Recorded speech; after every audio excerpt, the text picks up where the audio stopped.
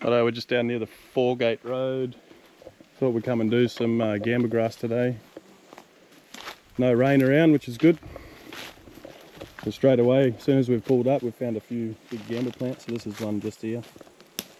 I've explained many times before, it's quite easy to tell apart from other grasses, that really prominent white line, and it's really hairy grass.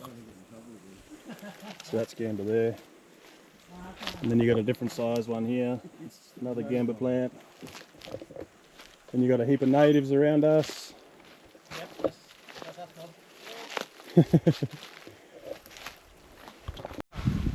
So I had Suede sing out, found a good patch of Gamba.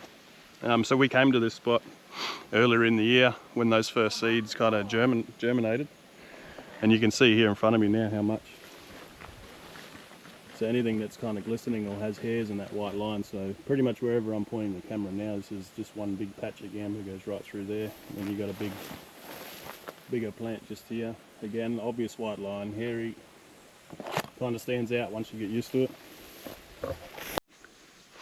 Another thing too, when we're walking through all these areas, there is other types of weeds all through here, so when we have enough poison and time, there's no point kind of just walking past these other weeds, so we spray them as well. So Hyptus is a big one. It's pretty much everywhere and certainly not as bad as Gamba, but we do like to spray it anyway. Hopefully keep these native flowers for the bees. That's right. So Billy just pointed out to me one of these bees, a native bee and a European bee. And they were jumping into all these flowers here, so you know, it's good to get rid of all the weeds so that there's more little native flowers for all the insects. So at the moment what we're doing, we've got Billy and Suede with a backpack each with poison. And they're wandering around the known plots, but they're also finding a few extra plants that haven't been marked yet, so I'm kind of that in between. I'll go in between Billy and Suede and just record all the data that we need, so obviously location and how many plants, how dense it is, if it's seeding, and a few other questions. So that's probably the most crucial part, is ensuring you get all this data, so it's easier the next season to know where these plants are and what stage they should be at, and can really help with your management plan of Gamba. So I'll just walk up to Suede now and we'll get this record. Righto, so in about, I don't know, 40 minutes, maybe a little bit longer, we've sprayed probably 60 or 70 plants.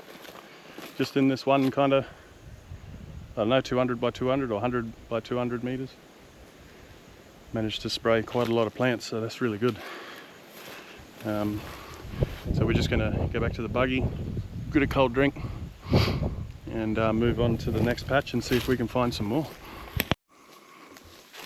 Righto, at another patch, just want to show you again what happens after you've sprayed for a couple of years. So this whole area here, you can see bare. There's a heap of natives coming back, bit of Hyptus, a couple of weeds. But this whole area was all Gamba a couple of years ago. And the three of us have just done a big walk and we haven't found a single plant, so yeah, very satisfying. So same thing again, we've come into a known patch from last year and the year before that we've treated, and very clearly you can see this bare patch. Now I know seeing bare soil probably isn't the best thing, especially if it can turn into erosion and other issues, but one good thing we're noticing in a lot of these places is there is a lot of native grasses, kapok trees, and the likes coming back up.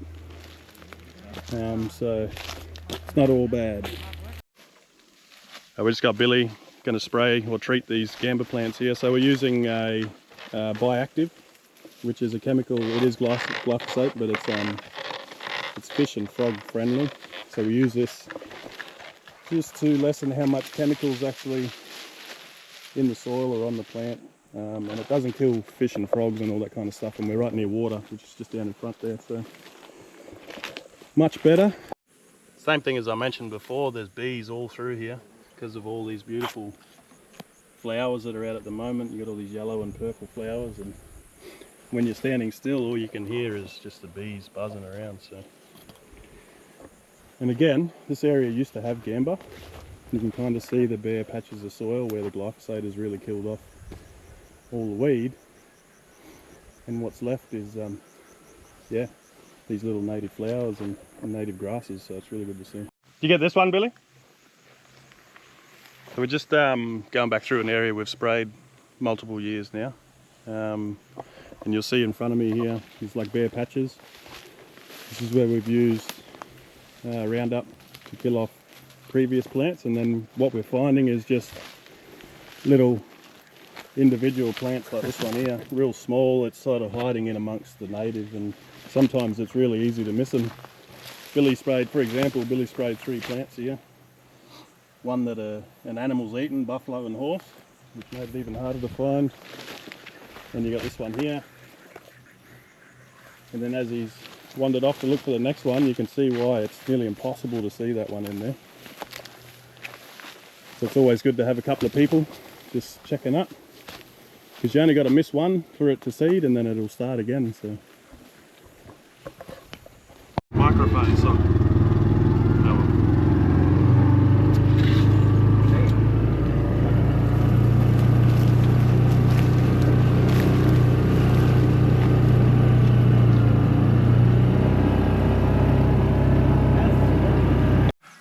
Nice big plant that Swade just sprayed.